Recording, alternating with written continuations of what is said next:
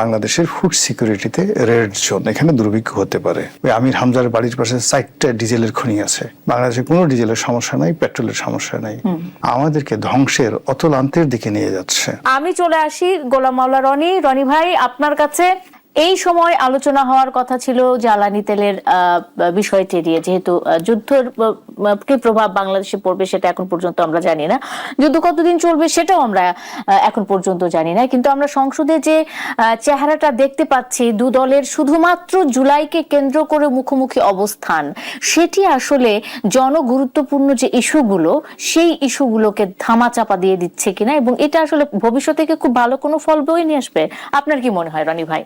প্রথমত হলো যে এখন বাংলাদেশের যে অবস্থা, আমার কাছে মনে হয় যে একটা সর্বদলীয় কমিটি করা উচিত সংসদের ভিতর এবং বাইরে। যারা প্রিচার আছেন, যারা সমাজে ইনফ্লুয়েন্স রাখেন, যারা মিডিয়া ব্যক্তিত্ব আছেন, সাংবাদিক, সাহিত্যিক, সবার ভিতর থেকে মানে সরকারের একটা বন্ড তৈরি করা। এবং এটা এখন সংসদে যে বিষয়গুলো নিয়ে আলোচনা হচ্ছে তাদের চাইতে বা সেগুলোর চাইতে হাজার হাজার গুণ বেশি গুরুত্বপূর্ণ। কেন গুরুত্বপূর্ণ?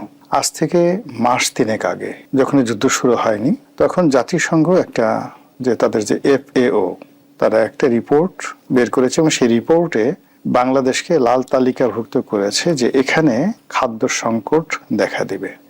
1 2 নম্বর হলো যে ডক্টর মোহাম্মদ ইউনূস যখন ছিলেন তখন IMF, ওয়ার্ল্ড ব্যাংক, জাইকা থেকে শুরু করে অন্যান্য যে ফাইন্যান্সিয়াল ইনস্টিটিউশন, তারা প্রেডিক্ট করেছিল যে বাংলাদেশে যেভাবে চলছে তাতে 3 থেকে 3.5% জিডিপি হবে, যেটা শেখ হাসিনা যখন রেখে গিয়েছিলেন ইট ওয়াজ অলমোস্ট 7%, তো তার অর্ধেক।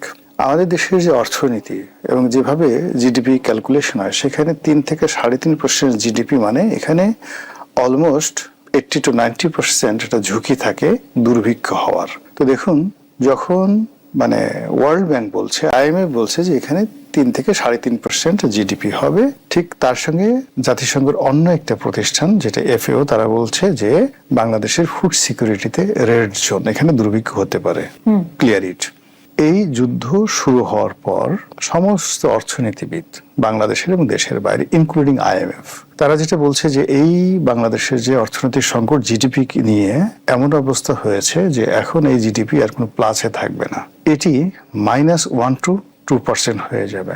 আমার জানা মতে ব্রিটিশ দ্বিতীয় বিশ্বযুদ্ধের পর আমাদের যে ভারতের যে জিডিপি কিংবা আমেরিকা বা ইংল্যান্ডের যে জিডিপি, যেখানে খুব বেশি খারাপ অবস্থা গেছিল, তখনও সেটা মাইনাসে যায়নি। কিন্তু বাংলাদেশে এইবার এই মানে ফিসক্যাল ইয়ারে, অর্থ বছরে, এটা -2% যাওয়ার সম্ভাবনা আছে। এবং এই কথা সরকারি দলের একজন সংসদ সদস্য রেজা কিবরিয়া তার নিজে বলেছেন তার IMF এর সূত্র দিয়ে টেলিভিশনে। তো এরকম অসংখ্য ঘটনা, যে ঘটনাগুলো নিয়ে সরকারের অর্থমন্ত্রী, কর্তা ব্যক্তি, যে এরকম একটা পরিস্থিতি যখন হয় তখন আসলে সচেতন হওয়া ছাড়া আমাদের আসলে তেমন কিছু করার নেই। মানুষ যাতে অধৈর্য না হয়, ধৈর্য হারিয়ে না ফেলে। এবং আমরা যারা সমাজে বিভিন্ন কথাবার্তা বলি, আমার মাসুদ কামাল সাহেব, আমাদের কথাবার্তার মধ্যে যেন একটা ধারাবাহিকতা থাকে, ইনক্লুডিং ইউ, যেন আমরা এই সময়টাতে দেশ এবং জাতির পক্ষে একত্রে কাজ করি। এই বিষয়গুলো নিয়ে না তারেক রহমান সাহেব, না জামাতের সভাপতি শফিকুর রহমান সাহেব, তারা এটা ট্রু শব্দ এখন পর্যন্ত উচ্চারণ করেননি। এবং আমি এই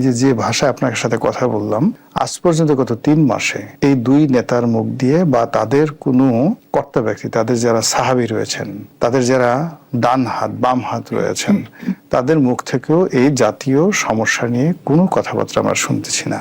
সরকারের কাছ থেকে যে কথা শুনছি সেটা হলো খাল কাটলে বাংলাদেশের সব সমস্যার সমাধান হয়ে যাবে, কোনো দুর্ভিক্ষ থাকবে না, এবং ধান, চাল, আটা, ময়দা, চিনি থেকে শুরু করে নিত্য প্রয়োজনীয় দুর্বল সামগ্রী খাল দিয়ে ভেসে ভেসে এসে টেকনাফ থেকে তেঁতুলিয়ায় এতটা ছড়ায় যাবে, শুধু লোকজন খালের তীরে দাঁড়িয়ে বস্তা ভরে ভরে সেখান থেকে তুলবে, এরকম অবস্থা মনে হচ্ছে। তাদের অবস্থা দেখে মনে হচ্ছে যে তারা যে ফ্যামিলি কার্ড দিচ্ছে, ওটা এত গুরুত্বপূর্ণ যে ওই ফ্যামিলি কার্ড যেখানে দেন, আপনি গাছের কাছে দেন, মাছের কাছে দেন, ব্যাংকের কাছে দেন, বিমার কাছে দেন, বিল্ডিং এর কাছে দেন, ওই কার্ড ছোঁয়ানোর সাথে সাথে সেখান থেকে শুধু টাকা বেরোতে থাকবে, আয় করতে হবে না। তারা ডিজেল কার্ড করছে, ভাবসব দেখলে মনে হয় এই ডিজেল কার্ড যদি ওই আমাদের যে বিভিন্ন ব্রিজ, কালভার্ট, পুল, এগুলোর যে পিলার গুলো আছে, পিলারের ঘষা দিলে ওখান থেকে তেল বেরোতে থাকবে, ডিজেল বেরোতে থাকবে, এইরকম একটা তার আনন্দ উৎসবে মানে মগ্ন।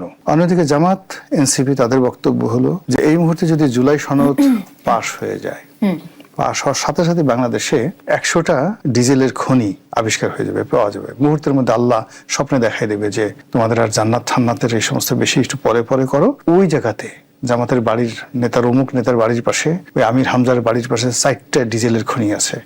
খালি ওখানে টিউবওয়েল বসাবা, ভক ভক ভক ভক করে ওখানে শুধু ডিজেল বেরোতে থাকবে। বাংলাদেশে কোনো ডিজেলের সমস্যা নাই, পেট্রোলের সমস্যা নাই, শুধু জুলাই সন স্বাক্ষর করলেই হবে। আরেকজন হয়তো মনে করতেছে যে না, এখানে যদি সংবিধান সংস্কার করা হয় তাহলে আমাদের যে এখন এই মুহূর্তে অর্থনৈতিক সংকট আছে, কিন্তু এটা করার সাথে সাথে বাংলাদেশ ব্যাংক অটোমেটিক এখানে যেখানে সোনা আছে 100 গুণ সোনা হয়ে যাবে, যেখানে ডলার আছে 100 গুণ ডলার হয়ে যাবে, যেখানে টাকা আছে 100 গুণ টাকা হয়ে যাবে। ফলে এই যে তারা একটা হ্যালোসিনেশন এবং একটা ইলিউশন, ইংরেজিতে যে দুটো শব্দ বলি, এই দুটো দ্বারা সরকারি দল এবং বিরোধী দল যে হ্যামিলনের বাঁশিওয়ালার মতো করে বাঁশি বাজিয়ে বাজিয়ে আমাদেরকে ধ্বংসের অতলান্তের দিকে নিয়ে যাচ্ছে।